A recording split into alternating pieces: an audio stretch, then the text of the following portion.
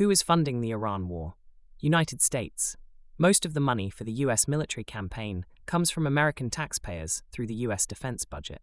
The Pentagon pays for aircraft carriers and naval groups, missiles and interceptors, Patriot, Tomahawk, THAAD, aircraft operations and logistics, military bases across the Middle East.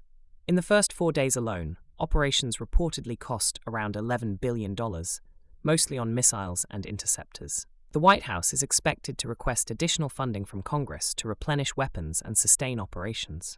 Israel. Israel is also paying a huge portion of the cost itself.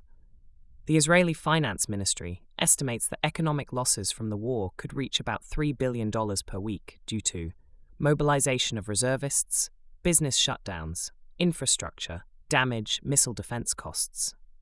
Israel's military spending is funded through its national defense budget, emergency wartime borrowing U.S. military aid.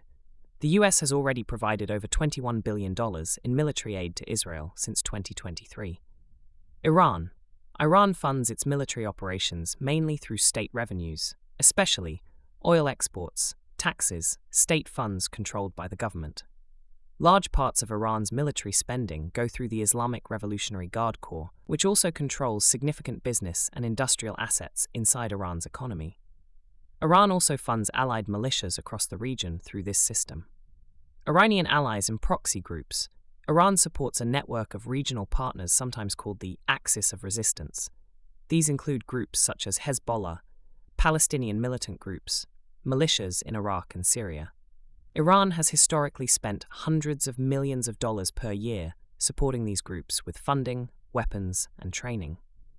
Those groups contribute to the wider conflict, but are not the main financiers of the war itself. Gulf states and outside powers, some regional powers, such as Saudi Arabia and other Gulf states, are not directly funding the war, but are politically involved and affected economically. Some governments in the region are already reassessing investments and budgets because of the financial strain created by the conflict. The deeper reality: modern wars are usually financed through three main sources: government budgets, debt and borrowing, national economic resources, especially energy exports. That means the real people paying for the war are citizens through taxes and economic costs.